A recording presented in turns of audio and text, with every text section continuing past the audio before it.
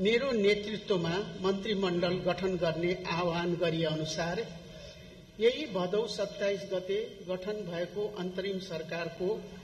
प्रधानमन्त्रीको हैसियतले मेरा आफ्ना अभिमतहरू संविधान दिवसको अवसरमा यहाँहरू समक्ष सार्वजनिक गरिसकेको छु। हाल समाजका लब्ध प्रतिष्ठित व्यक्तिहरू समावेश भएको मन्त्रीमण्डलको गठन भइसकेकोले नेपाली जनताले शासकीय प्रणालीमा परिवर्तन, भ्रष्टाचारको अन्त्य, सुशासन, चुस्त र प्रविधिमैत्री सार्वजनिक सेवा प्रवाह, विकास र समृद्धिको आकांक्षा राखी गरेको अभूतपूर्व प्रदर्शन र आन्दोलन पश्चातको जटिल परिस्थितिमा 6 महिनाभित्र प्रतिनिधि सभाको निर्वाचन गराउने जिम्मेवारी सहित म प्रधानमन्त्री भएको छु। युवा पुस्ताले गरेको प्रदर्शन र आन्दोलनका क्रममा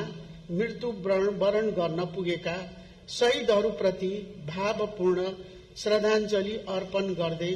घाइते व्यक्तिहरूको शीघ्र स्वास्थ्य लाभको कामना गर्दछु। साथै सार्वजनिक संरचनाहरू